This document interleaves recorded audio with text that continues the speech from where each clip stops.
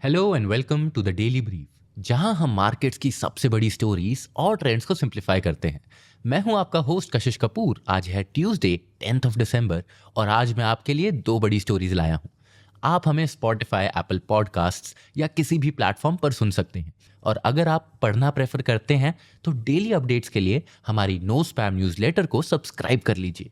सारे लिंक्स आपको show notes में मिल जाएंगे। तो चलिए शुरू करते हैं। सबसे पहले मैं बात करूंगा एलजी इंडिया और उसके बड़े आईपीओ प्लान्स के बारे में। फिर हम डिस्कस करेंगे चाइना की इकोनॉमी और उससे रिलेटेड की जाने वाली बड़ी प्रेडिक्शंस के बारे में। बात करते हैं एलजी इलेक्ट्रॉनिक्स की। ये एक साउथ कोरियन कंपनी है जो अपनी इंडियन सब्सिडरी को स्टॉक मार्केट पे लिस्ट करने की प्लानिंग कर रही है। कंपनी 15,000 करोड़ रेज करना चाहती है। इसके लिए वो 100% ऑफर फॉर सेल यानी ओएफएस कर रही है। इसका मतलब है कि एलजी का कोरियन पेरेंट कंपनी अपने इंडियन बिजनेस का एक हिस्सा बेच रहा है और उससे पैसे पॉकेट कर रहा है। एलजी इंडिया को इस फंड का कोई भी हिस्सा नहीं मिलेगा।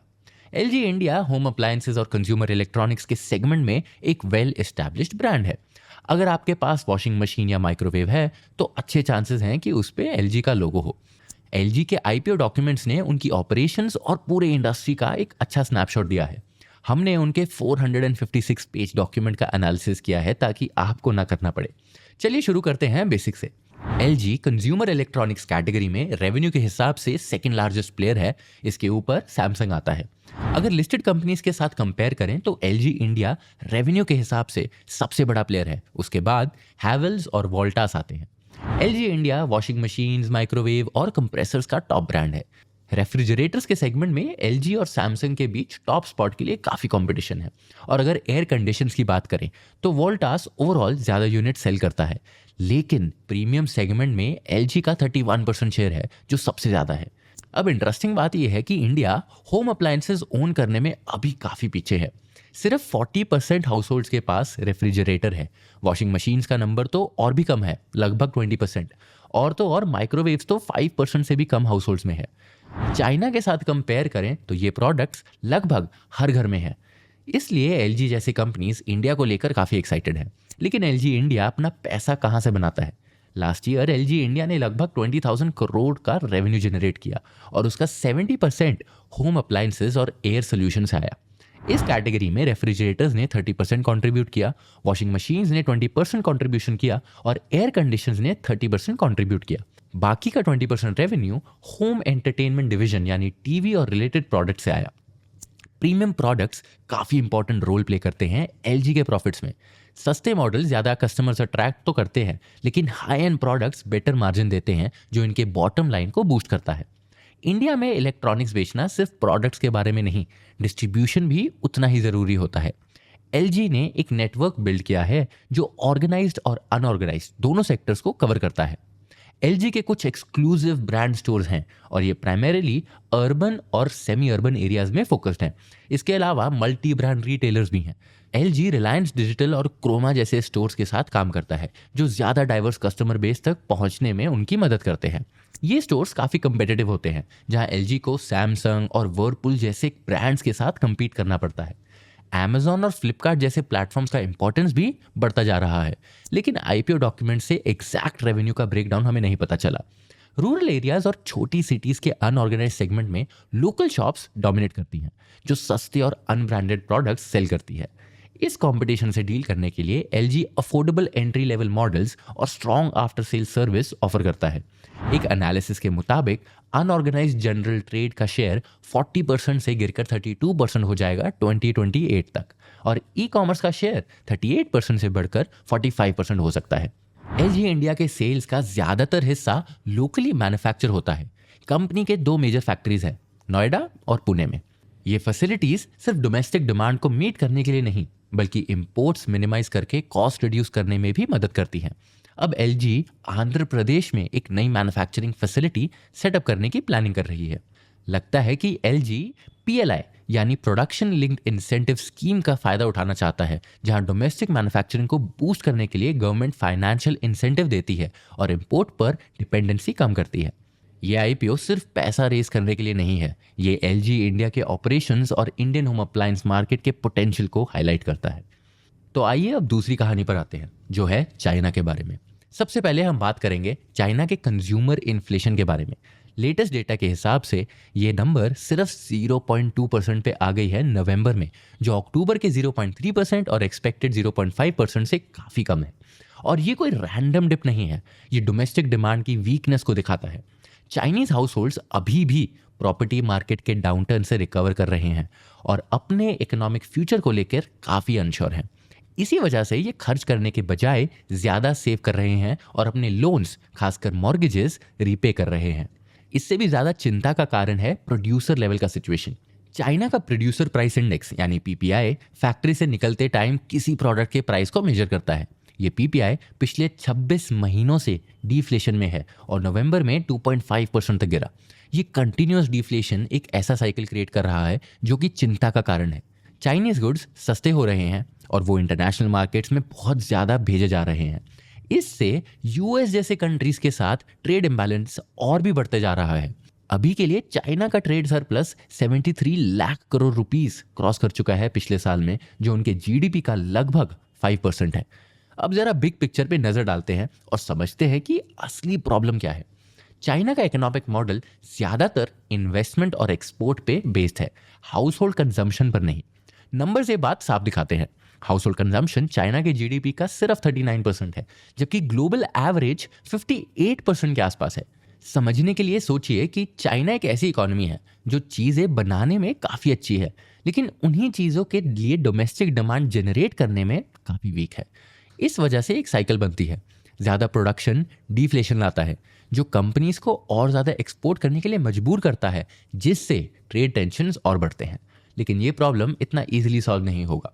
चाइना के टोटल सेविंग्स का 60 to 65% टॉप 10% हाउस होल्ड्स के पास है। इसका मतलब है कि अगर चाइना इनकम को हाउस होल्ड्स तक पहुंचाने का कोई तरीका ढूंढ भी ले या सोशल सेफ्टी नेट्स को बेहतर कर ले, फिर भी ओवरऑल कंजम्पशन पर बहुत ज़्यादा असर नहीं पड़ेगा, क्योंकि लोअर इनकम हाउस होल्ड्स के पास सेविंग्स ऑलरेडी कम है। तो इनकम बढ़ाने से ये लोग खर्चे करने की जगह अपनी सेविंग्स बनाने पे ज़्यादा ध्यान देंगे। चाइना ने स्टिमुलस मेजर्स ट्राई भी किए हैं, लेकिन वो बहुत इफेक्टिव नहीं हो पाए हैं। नेशनल पीपल्स कांग्रेस के दौरान अनाउंस की गई फिस्कल पैकेज को मार्केट ने एक वीक रिस्पॉन्स दिया। छोटे मोटे ऑनलाइन वाउचर प्रोग्राम्स और लिमिटेड फिस्कल सपोर्ट से कंज्यूमर स्पेंडिंग में कोई सिग्निफिकेंट फर्क नहीं पड़ा। यूबीएस के एनालिस्ट्स कहते हैं कि बीजिंग के पास इसका कोई क्विक फिक्स भी नहीं है। उनका मानना है कि 2025 तक कंजम्पशन वीक ही रहेगा और मार्केट्स ने शायद चाइना के इन्वेस्टमेंट लेड ग्रोथ मॉडल को लेकर ज़्यादा ऑप्टिमिस्टिक अजम्पशंस लगा ली हैं कि ये जल्दी पिवट कर पाएंगे। गोल्डमैन सैक्स के एक रिपोर्ट के मुताबिक ट्रंप के एडमिनिस्ट्रेशन में नए यूएस टैरिफ्स लगभग 20% के आसपास होंगे। ये शायद चाइना के इकोनॉमी को हाउस होल्ड कंजम्पशन की तरफ रीबैलेंस करने में मदद करें।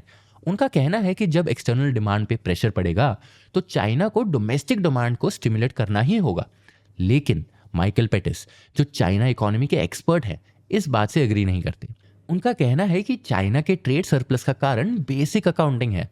वो डोमेस्टिक लेवल पर ज़्यादा सेव करता है और कम इन्वेस्ट करता है। अगर ये टैरिफ्स चाइनीज हाउस होल्ड्स तक इनकम फ्लो को फंडामेंटली नहीं बदलते तो बस ट्रेड फ्लोज रीडायरेक्ट होंगे, असली प्रॉब्लम सॉल्व नहीं होगी। गोल्डमैन सैक्स और यूबीएस दोनों नए टैरिफ्स के एक्सपेक्टेशंस कर रहे हैं। गोल्डमैन सैक्स के हिसाब से चाइनीज गुड्स पर टैरिफ्स 20% तक बढ़ सकते हैं, जबकि यूबीएस का मानना है कि टैरिफ्स शायद 10% से ऊपर जाएंगे। इनका एनालिसिस कहता है कि इससे चाइना के जीडीपी ग्रोथ को वर्स्ट के सिनेरियो में 1% तक का नुकसान हो सकता है। लेकिन कुछ लोग आर्ग्यू करते हैं कि ये एस्टिमेट्स ज़्यादा अग्रेसिव हैं, क्योंकि पिछले ट्रेड वॉर के बाद कंपनीज ने नए री एक्सपोर्ट चैनल्स बना लिए हैं, जहां गुड्स चाइना से डायरेक्टली नहीं बल्कि वियतनाम या मेक्सिको के थ्रू यूएस पहुंचती हैं। ये डिफ्लेशनरी प्रेशर्स सिर्फ चाइना को ही हर्ट नहीं कर रहे, ये ग्लोबल टेंशंस भी क्रिएट कर रहे हैं। डिफ्लेशन चाइनीज एक्सपोर्ट्स के प्राइसेस को कम करता है, जो ट्रेड इम्बैलेंस को और ज़्यादा बढ़ाता है। जो Chinese firms weak domestic demand से स्ट्रगल कर रही हैं, वो अब एक्सपोर्ट मार्केट की तरफ ज़्यादा ध्यान दे रही हैं, जहां ओवर कैपेसिटी के कंसर्न्स बढ़ रहे हैं, जैसे इलेक्ट्रॉनिक व्हीकल और सोलर पैनल जैसे इंडस्ट्रीज में। ये चीज़ यूएस और यूरोप में नए टैरिफ्स के डिसीजन का कारण बन रही है। ये सिचुएशन इसलिए कॉम्प्लेक्स है क्योंकि दोनों साइड्स के पास अपने लेजिटिमेट कंसर्न्स हैं। यूएस को चाइना के इंडस्ट्रियल ओवर कैपेसिटी से प्रॉब्लम है, जो ग्लोबल मार्केट्स को अपने प्रोडक्ट से फ्लड कर रहा है, जबकि चाइना को एक्सपोर्ट ग्रोथ मेंटेन करनी है तब तक जब तक वो डोमेस्टिक कंजम्पशन को बूस्ट नहीं कर पाती। ये सिर्फ ट्रेड की बात नहीं है, ये दोनों इकोनॉमीज के फंडामेंटली अलग मॉडल्स होने की बात है। 2025 की तरफ देखते हुए आईएनजी का फोरकास्ट है कि चाइना का जीडीपी ग्रोथ 4.6% तक स्लो हो जाएगा और कंजम्पशन ग्रोथ माइल्ड ही रहेगी। अगर चाइना इस साइकिल को तोड़ना चाहता है तो उसे फंडामेंटली अपने इनकम फ्लो को रीस्ट्रक्चर करना होगा, हाउस होल्ड को ज़्यादा पैसा देना होगा और उनका कॉन्फिडेंस बढ़ाना होगा ताकि वो ज़्यादा स्पेंड करें। जब तक ऐसे रिफॉर्म्स नहीं होते, चाइना ऐसी साइकिल में फंसा रहेगा जहां वो अपने कंजम्पशन से ज़्यादा प्रोड्यूस करता है और इससे डिफ्लेशनरी प्रेशर्स और ट्रेड टेंशन्स बनते रहेंगे। ये थी आज की कहानियां। तो चलिए अब टिडबिट्स पर आते हैं। सबसे पहले गवर्नमेंट ने रेवेन्यू सेक्रेटरी संजय मल्होत्रा को आरबीआई का 26 गवर्नर अपॉइंट किया है एक 3 ईयर टर्म के लिए। मल्होत्रा एक सीजन्ड आईएएस ऑफिसर हैं और इनके पास पब्लिक फाइनेंस का एक्सटेंसिव एक्सपर्टीज है। उन्होंने जीएसटी काउंसिल डेलिब्रेशंस लीड किया और इंडिया की टैक्स कलेक्शंस बूस्ट करने में बड़ा रोल प्ले किया है। उनका टेन्योर एक ऐसे समय में शुरू हो रहा है जब हाई इन्फ्लेशन और ग्रोथ प्रेशर जैसे चैलेंजेस सामने हैं। दूसरा, गवर्नमेंट ने FY26 तक सोवरेन गोल्ड बॉन्ड्स को फेज आउट करने का प्लान बनाया है ताकि फिस्कल लायबिलिटीज को कम किया जा सके। फिलहाल outstanding liabilities 4.5 lakh crore rupees तक पहुंच गई है। जब गवर्नमेंट फिस्कल कंसोलिडेशन और गोल्ड इंपोर्ट ड्यूटीज रिड्यूस करने पर फोकस कर रहा है, रिटेल इन्वेस्टर्स अब गोल्ड ETFs के तरफ मुड़ सकते हैं। और फाइनली फॉरेन पोर्टफोलियो इन्वेस्टर्स यानी FPIs ने दिसंबर 2024 के पहले हफ्ते में 24,454 करोड़ रुपीस इन्वेस्ट किए, जो अक्टूबर और नवंबर के हेवी आउटफ्लोज के बाद एक रिवर्सल सिग्नल करता है। ये इनफ्लोज दिखाता है कि इंडिया के मार्केट्स में कॉन्फिडेंस वापस आ रहा है, जहां IT और बैंकिंग सेक्टर्स को इंप्रूव वैल्यूएशंस का फायदा मिल रहा है। ये थी आज की कहानियां। मैं हूं कशिश कपूर और ये था द डेली ब्रीफ। मिलते हैं अगले एपिसोड में।